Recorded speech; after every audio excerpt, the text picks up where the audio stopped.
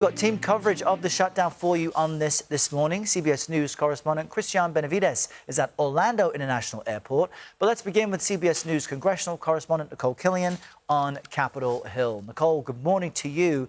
We know the Senate is adjourned until Monday. Help us understand why lawmakers left and if there are any talks that could happen before next week.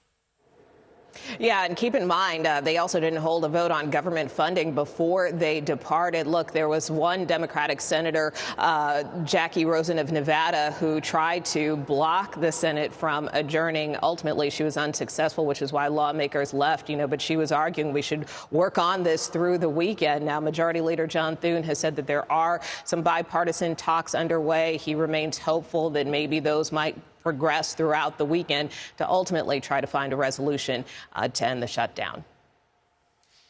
And Nikole, more than 100 Head Start early childhood programs won't receive federal funding beginning tomorrow. Help our viewers understand what that is and what impact it could have on teachers and students.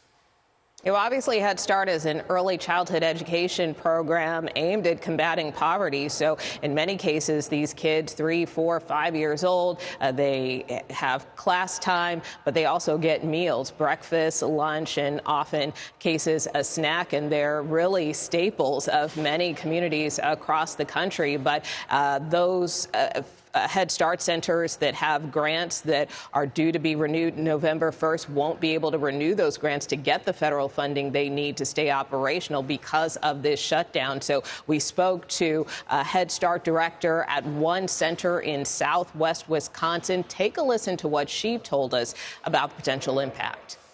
My main concern is for the well-being of the children and families. So our program is designed to serve families who are low income at 100% of the federal poverty guidelines, and that is not a lot of money. I think families are going to feel like the rug is being yanked out from underneath them.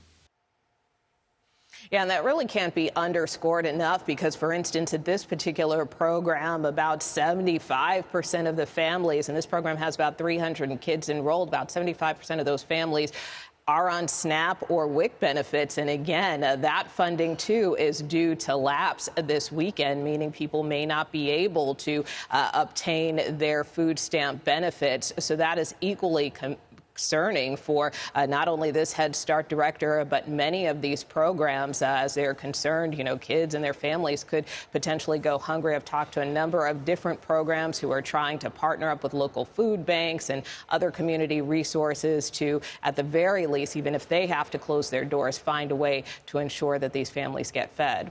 Wow, it's an important look at how many different layers there are to this and how for some folks it's a double, triple whammy. Nikole, thank you.